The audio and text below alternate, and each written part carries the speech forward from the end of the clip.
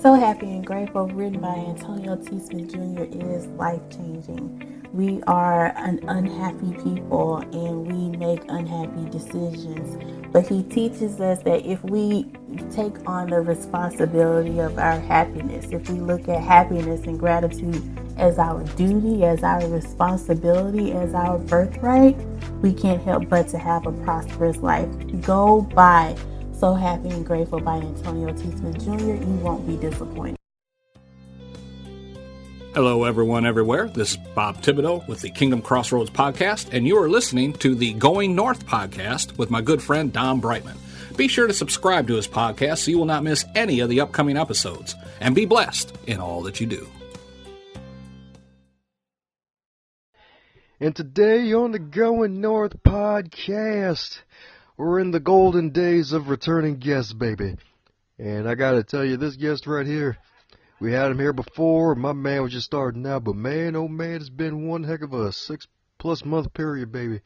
Because my man's been on the run. My man's been on the storm, just bringing the heat to all sorts of random places wherever his voice could be heard, whether it be through other podcasts, whether it be through radio shows, heck, even on TV, no matter what, heck, even on billboards somewhere. This guy has taken his first book, and he's really been doing it. And I got to tell you, this guy inspires me and reinvigorates the fire in me, because this guy right here, he is doing it. He keeps doing it. He ain't stopping for nothing, and the fire keeps burning really hot. I'm talking lava hot. It's like you're just like 5 feet away, and you can get a 3rd-degree burn. That's how hot this man has been on fire.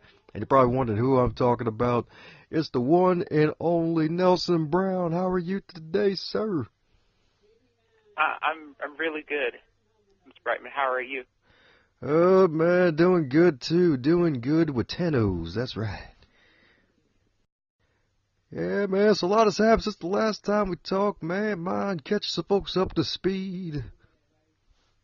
Well, yes, a lot has transpired, ever since I, spoke with you, and ever since I spoke, with you and in the interview. It's been August. I spoke to you in August when my book was first released. But, it's been like 6 months since I last talked to you, and a lot has transpired.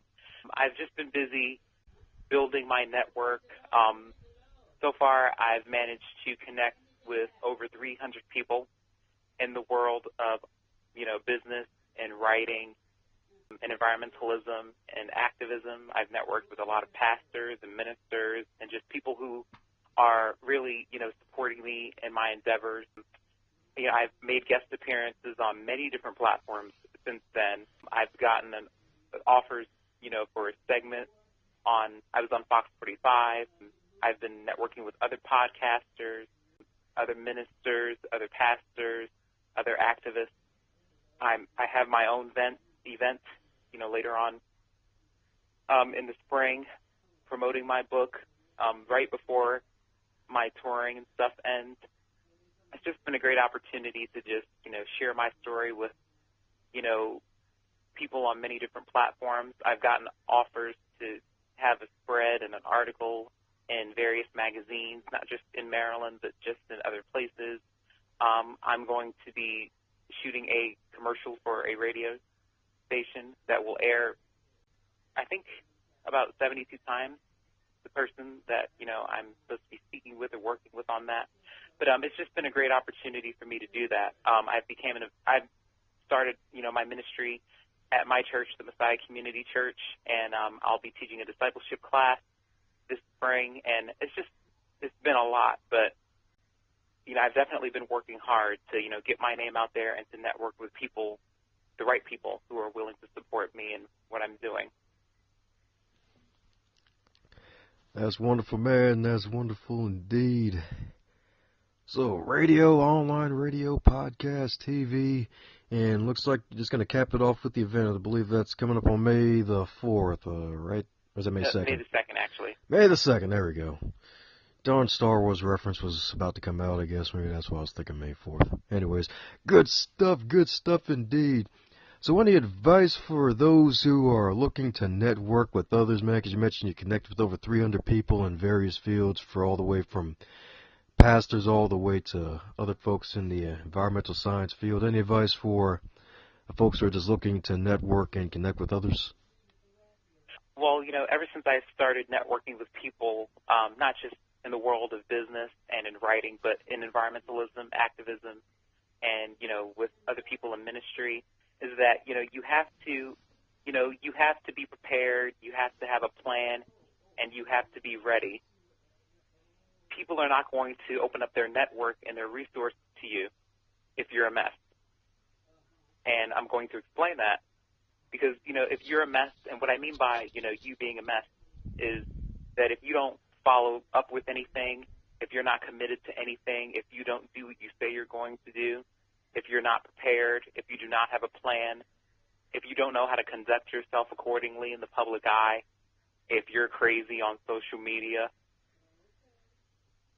people are not going to put their reputation, their money, their brand, and anything on the line for you. If you're like that, you have to be ready. You have to, and also your plan and your preparations don't have to be set in stone. You have to stay open to change because change is inevitable. But you have to show them that you're doing your best and that you're working hard, to get to where you want to go. And you're making that sacrifice. You making that sacrifice pays off in the long run. But if you are dependable and if you are responsible and reliable, if you're trustworthy, if you're a person of integrity, then people will put their name, their brand, their money, and everything on the line for you. And that's what I've managed to do. And that's why I have so many people backing me and what I'm doing. Because I'm a very structured person. I have to have some type of order. I wouldn't call myself a control freak, but I do have to have things done in order. I have to have some type of order because I don't know how to function in chaos. I don't know how to function in chaos. It's just not in my DNA to do that. So that's why, I always have a plan with everything that I'm doing. I always have a plan, and I always have a backup plan just in case one plan or plan A doesn't work out. I have a B or C. But, you always have to be prepared. You can't accomplish anything in your life without having a plan. Amen to that, dude. Amen to that. Yeah, man, it's... and I fully agree with you with the whole not being able to, I guess making sure that stuff on your end isn't in chaos, because, it's really bad to try to drive in a place where there's freaking potholes everywhere, and then there's a swamp on the side of the road, and then there's ditches everywhere and all that stuff. So, yeah, it's very good that you actually have a plan as well as a backup plan in case the first one fails, and just keeping things in order as much as possible, because, some folks, they prefer chaos, and some folks prefer certain forms of chaos that actually help you to grow more, but it's actually good that you actually have that mindset, especially in the days of your youth, so that way, 30 years from now, you're in a place where it's like, okay, I prepared over 30 years ago, and I'm at a place where I want to be, and where God wants me to be, as opposed to being completely lost and not knowing what to do, and just being mad that you wasted your life. Yes, and unfortunately, I know people that are older than me, that are like 30 years my senior, that are like that. And it's very difficult for me to wrap my mind around that. Yeah, man. It is so true. It is so true. It's like, man, I guess it kind of goes to whole Napoleon Hill's Think and Grow Rich, where he mentions how a lot of men that he interviewed and studied for the book, that most of their real true success didn't come until their 40s and beyond, kind of like with the classic example of Colonel Sanders not finally hitting it big until he got in the 60s. So, yeah, I guess some things just take more time than others in some regard, even though it's kind of no excuse today at this point. Right. Well, so far it's been a good, powerful 6 months, so what are some of the lessons you've learned in addition to just networking properly since releasing your book? You have to have the right people on your team, and you have to discern before you disclose to people. And what I mean by that is that, you cannot share all of your successes with everyone, because everyone is not going to be supportive of you, and everyone is not going to be in your corner. Let me see. You have 4 different categories of people. You have 4 different types of people that can be on your dream team. You have people that like you, and they like what you're trying to accomplish, and they like your dream. And then you have people that like you, but they're not into what you're trying to get done. The third category is people who do not like you, but they like what you're into, and they like what you're trying to get done. And then the fourth category is people who don't like you and don't like your dream. And those are the 4 categories of people I've learned about ever since I've started this journey. And I've known about these people before, but, as I propel to more mainstream success, I'm figuring it out more and more. In the fourth category of people who do not like you and that do not like your dream, now it would make sense. You need common sense, and it would make sense to eliminate those people, but you would be surprised of how many people-pleasing people have those people on their team. So, you immediately eliminate those people, because if you don't like me and if you don't like my dream, there's nothing to talk about. And the third category of people that don't like you, but they like what you're trying to accomplish, they like the fact that you're making your passion your paycheck. That's usually your family. But you cannot, because my dream and who I am, they go hand in hand. And that ties in with, the second category as well as people. The second category of people and the third category of people. If you like me and if you don't like what I'm trying to accomplish, we're going to have a problem. I don't need you on my team if we're not trying to accomplish the same thing.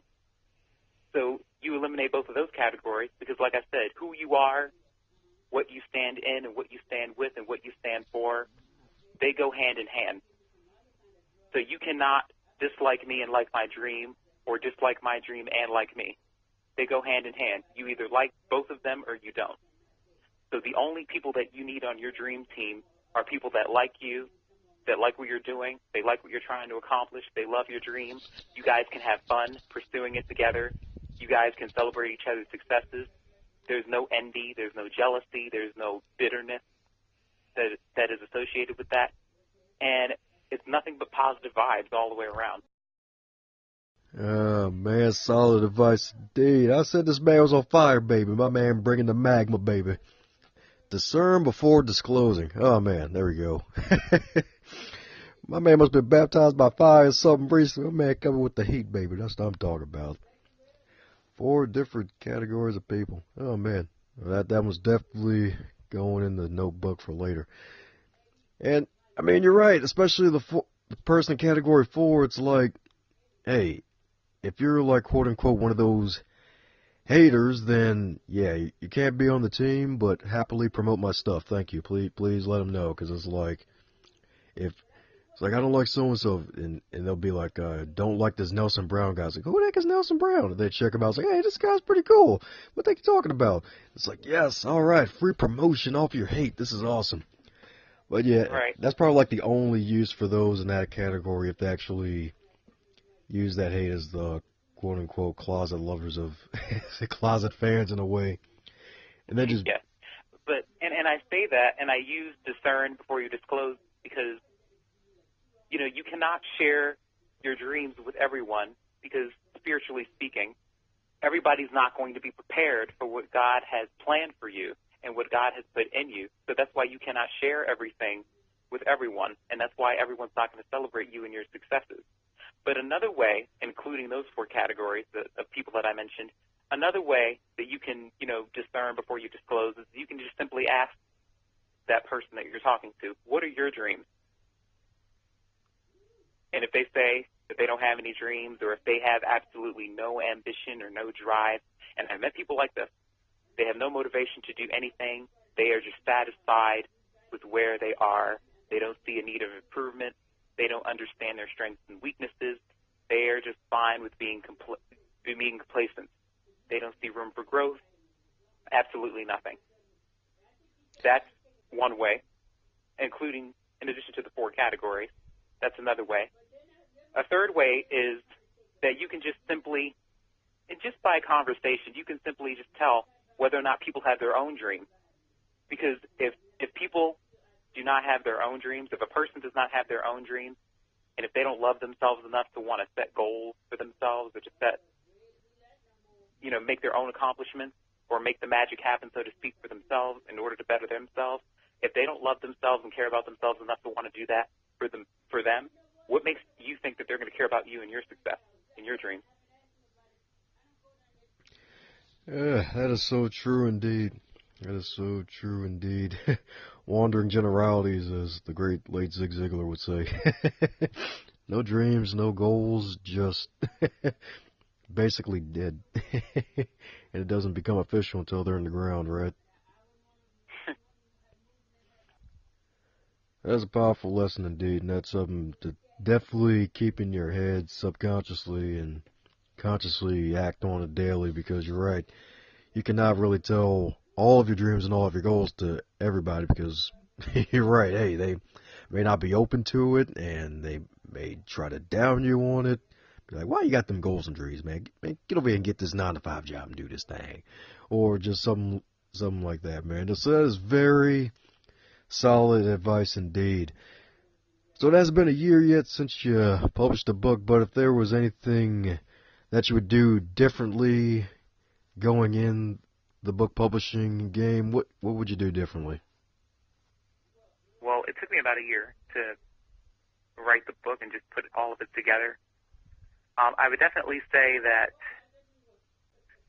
even though I did so in a year, I would definitely say, pace myself, because one of the biggest mistakes that people make, especially when they're putting together their first book, writing their first book, and publishing their first book, is that they rush to get it published. And in the beginning, I was very excited about the idea of writing a book that, I kind of rushed into it, not because I wanted to get it done, but because I was so excited about, the whole process of doing it.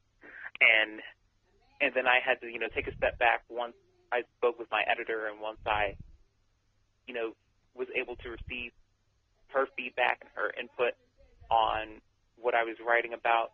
Then that's when I had to really, step back and say, okay, now I understand, what she means. Now I understand how to go about this. So just, if you're writing a book, especially if you're writing a book for the first time, just pace yourself. Just jot all of your ideas down and just pace yourself. You don't have to rush into anything, because you're more likely to make mistakes if you do rush into stuff, because you're not really giving your undivided attention to the content that you're writing about and what message you're trying to convey or get across to all of your readers. So that's what I'd say. But, I felt though, I have networked with all of the people that I needed to network with. I mean, I'm still, networking. I'm still growing and learning. I'm still receiving feedback. I'm open to constructive criticism and feedback. Anything that's going to help me grow and learn, not just as an author, but just as a person in general. So I think that's what I mainly would do, if I were to, start all over again. Yeah, nice indeed, nice indeed. And I like the fact that you have a teachable spirit and you're open to actual constructive criticism that actually builds you up, and it's not just a plain criticism. Yes, indeed, yes, indeed. And that's something to always keep in mind, just to have a teachable spirit and be open to solid advice from folks who actually know what they're talking about. Yes, indeed, yes, indeed. Well, alrighty. In addition to networking and just making that rock solid, have there been any other skill that you may have picked up or sharpened since you've been on this multi-month tour promoting the book? As far as networking is concerned, just choose your counsel wisely. Stay open to counsel, but don't allow everyone to counsel you. if that makes sense. Oh, it makes sense. It makes sense. It's like taking advice from a kind of reminds me of that bad movie. Don't be a menace while drinking juice. No, it's like a Muslim who's eating pork, basically. Oh man. But yeah, has there been any other skills you picked up during your multi-tour of promoting your book? Well, I definitely, I'm jotting down my ideas for the second and third book that I plan on releasing in June of next year, and they're books of poetry. And just, writing the first book, once you write your first book, it is easier to know how to go about the process the second time. The first book, it shows a lot of my vulnerability and innocence, and the second and third book, you can definitely see growth. They're supposed to be books of poetry with themes that are involved and that are circulated around different subjects like unity, spiritual growth, forgiveness, and independence. And those are all of the themes that I've learned about ever since I, became a teacher as an evangelist, at my church.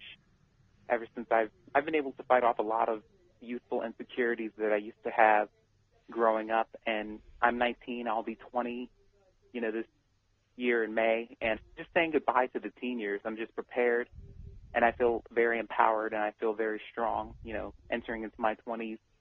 And I feel renewed. I feel fresh. I feel transformed, especially since I managed to let my voice be heard. And now I have discovered who I am. And I feel very confident about helping other people discover who they are. And, like I said earlier on in the interview, I'm supposed to be teaching a discipleship class as a small group facilitator at my church, at the Messiah Community Church. And I love having that opportunity to share the love of God with, women, children, men, and just people. A lot of people, and I underestimated me and my abilities, growing up, and I honestly think it was because of my personality. People said, Nelson's a nice guy, but, he's an okay student, not necessarily the best student, or, teachers that were so fixated on the students that were valedictorians, salutatorians, had a 5.0 GPA, 4.0 GPA, and they failed to, some of them failed to, motivate the students that were at a 3.0, or students that, may not have taken 6 AP courses or all of the advanced courses. You don't have to have an entourage of Ivy League degrees in order to be successful, and you don't have to. One class, one teacher, one grade is not going to determine your life. It's not going to mark your life. So I'm just using all of the lessons that I've learned, ever since I've been able to fight off all of these youthful insecurities into the second and third book. Like I said, I feel strong, I feel empowered, transformed, and renewed, and I just can't wait to tell you guys more about it once the time does come for both of those books to be released. I plan on giving them the titles, The Beauty in Us, Our Love, Our Village. It talks about the ways in which we can put together the pieces of a broken community back. And The Beauty in Us, Vulnerable Masculinity, celebrates manhood. And it talks about the struggles men go through during different periods of their life. And I can't wait. So I'm not going to give too much away. I don't want to spoil anything, but I can't wait. Well, happy early birthday to you, man. Happy early birthday. You turn 20 in May. Oh, yeah, that's right. Enjoy it. Enjoy it. All capital letters, too. Enjoy it indeed. And it sounds like you got some interesting titles ahead. So what led to just the whole poetry thing? Because the first book is more of like a biography, and looks like the other two upcoming books are going to be poetry books. So what led to the change? Well, with your first book, my first book, this is a book series, The Beauty in Us. The first book was volume 1. I had to set the stage, and I had to introduce myself to my readers. The first book gave me an opportunity to just be vulnerable and to just display my innocence to all of the readers during different periods of the book. It started, and you've read the book, and other people have read the book. It starts at the age of 5, me at the age of 5 in kindergarten, and it ends at my graduation from high school. And they have an opportunity to see me grow throughout the book in different periods of the book. And the poetry I've decided to just use just to exercise that creative muscle to my advantage.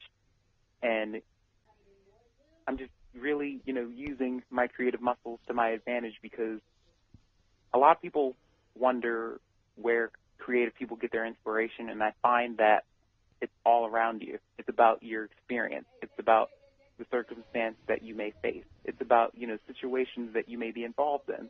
It's about your life. So, it's easier to write about your experience, different things that you experience or different things that you learn from, and just taking that and just picking up that pen or pencil and a piece of paper and just diving into your own world.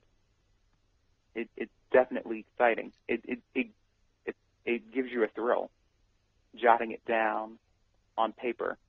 And I like to read my stuff out loud. And sometimes it's great if you close your eyes and just read to yourself.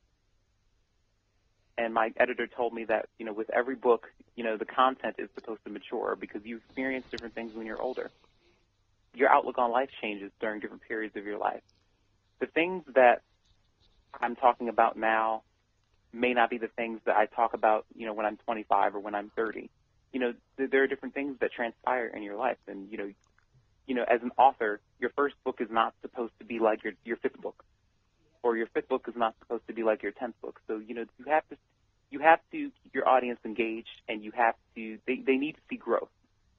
And, your first book has to bring fire, and, you have to move people in a positive way, because if your book is trash, if your first book is trash, people are not going to want to read the second one or third one.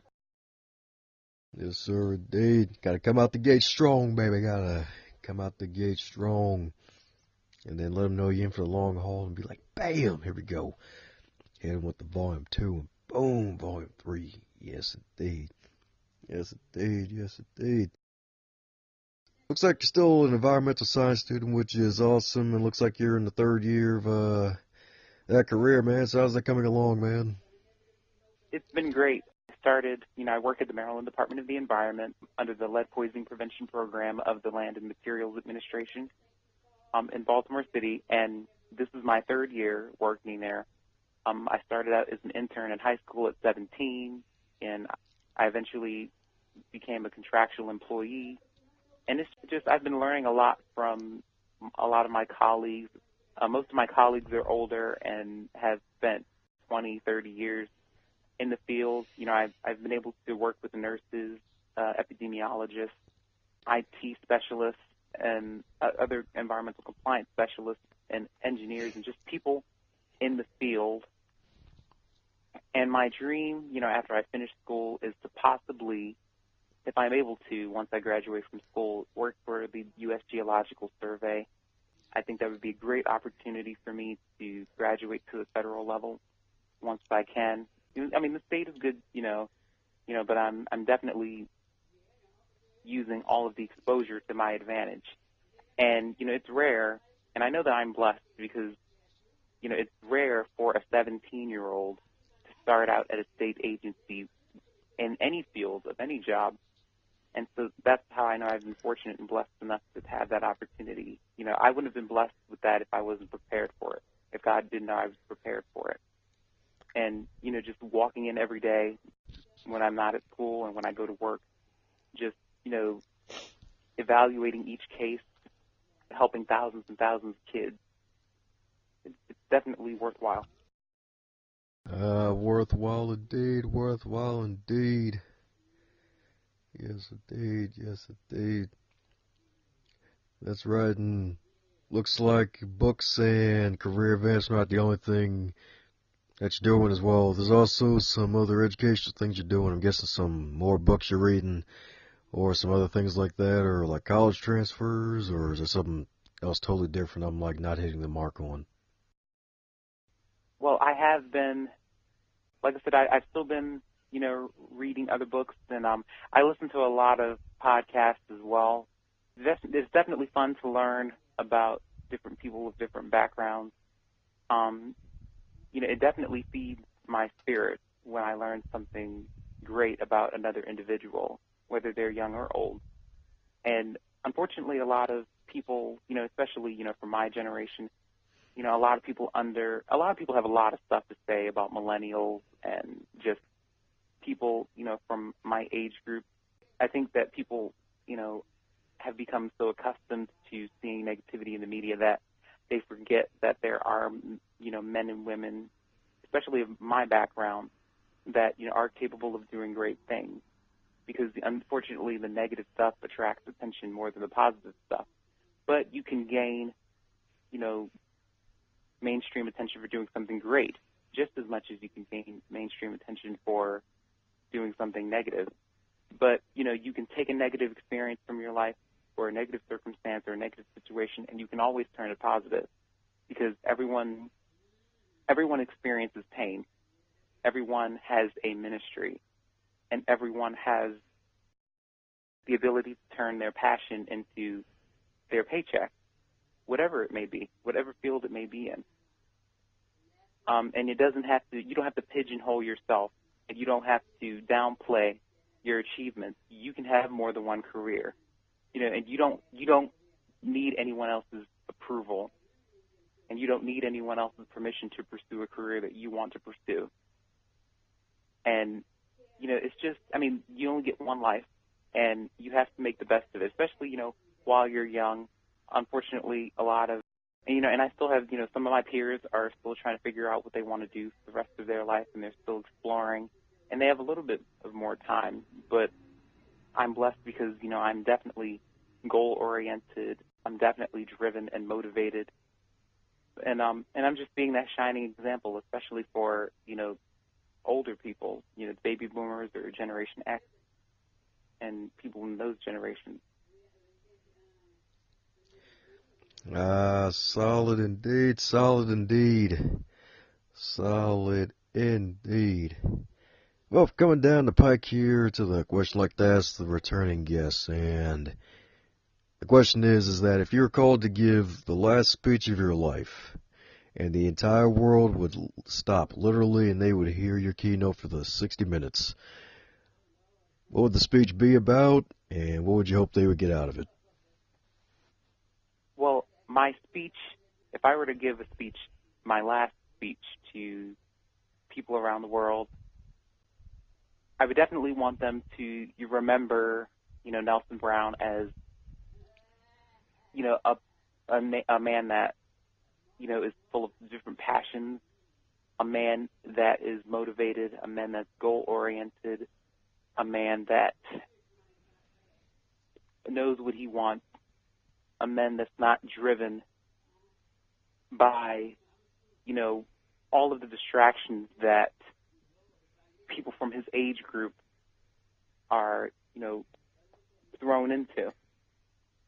Because, a lot of, social media, it's taking over, everything. A lot of people, spend the majority of their day on social media checking likes, checking to see if, people commented on their posts or their pictures. And it's just, a lot of people, I find that, we have more technology, but we get less things done.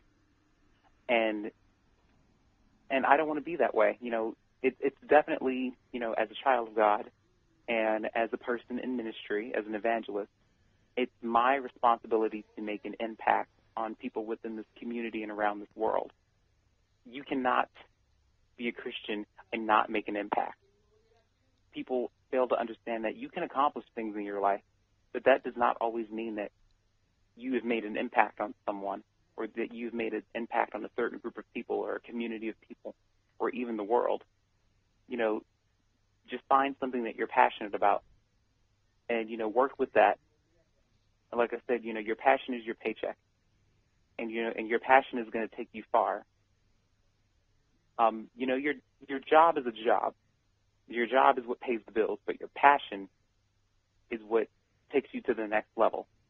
And like I said, it's your responsibility, to make an impact. It's my responsibility as a Christian, as a minister, as an evangelist, to make an impact. So that's what I want to be remembered by. That's the kind of speech that I would give to, millions of people if it were my last speech. Beautiful indeed. That's what I'm talking about. You can't be a Christian and not make an impact. I like that. I like that indeed. I mean, that's what we're called to do, right? If you're a child of God, you got to make an impact in someone's life, even if it's just one. But try to go for as many as possible. Yes, indeed. Well spoken. Well, all right. And for those who want to keep in touch with you and all that wonderful good stuff, what's the best way to keep in touch with you, man? Well, the best way, if you want to connect with me directly, you can just email me at brownelsone@gmail.com, brownNelsone@gmail.com. And I'm also available on LinkedIn. And if for all of your LinkedIn users, all of your LinkedIn users can just message me at Nelson Brown.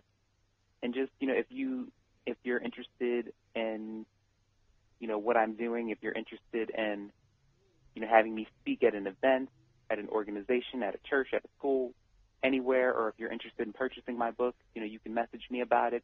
Or you could also visit Amazon. My book is still there, and it's going to be there, and others will follow. It's in paperback and ebook format. You can still give yourself time to read the book. You can still, ask me questions. Feel free to ask me as many questions as you want about the book, about the publishing process, about the editing, and just everything. I'm open to all of the questions. So don't hesitate to connect with me through email, through LinkedIn, or, through Amazon. And feel free after you read the book to write your reviews on Amazon. Oh, yes, indeed. Need those reviews, baby. Them book reviews, baby. That's what I'm talking about. Get them bookie reviews. Yes, indeed. Very important. Feel free to follow them on LinkedIn. Send them a connection request. Keep in touch. The KIT. That's right. That's right, indeed. Yes. And also people need to, keep a lookout, for my, next two books. My books of poetry I mentioned earlier on in the interview. They are in the works. They're supposed to be released. I said of June of next year, in June of 2020, but I'll see, where I am with that. So June, I'm setting June as the month, and 2020 is the year. It might be sooner, it might be, a little afterwards, but we'll see. But it'll definitely be next year. I have a lot more things to share with a lot of the readers and a lot of the listeners about these two books. Oh, yeah, sharing is caring, baby. That's what I'm talking about. So any other parting words for the folks still listening, man? And I said this in my last interview, you do not owe your happiness to anyone. You don't want to be stuck. You don't want to feel stuck in different portions of your life. You always want to prepare for promotion. You always have to, prune yourself. In other words, you have to just, eradicate all of the things that prevent you from moving forward in different aspects of your life. We all make mistakes. We all fall short, and we all have said or done things that, we may regret, but, you have to forgive yourself and move forward. And sometimes, and I was the king of perfectionism at one point in my life. I wanted everything to be perfect, and I just fell to pieces when things didn't go the way I anticipated. But I had to eventually learn that, mistakes are what make you stronger. Mistakes don't define you, and mistakes, mold you in a sense. So I want to tell all of the readers and all of the listeners that, your mistakes are what make you better. You don't want to wear the crown of perfectionism. I would say burn that crown. Hey there, buddy. Looks like you made it to the end of this episode. Since you made it to the end of this episode, do both of us a favor and stop being greedy. Stop it right now and share this episode with your friends and your fellow podcast lovers, especially those who have book clubs and want to listen to the authors who write some amazing books. Be sure to check out the rest of the backlog too while you're at it and share all those too. And in order to make the rest of your week the best of your week, remember to advance others, to advance yourself.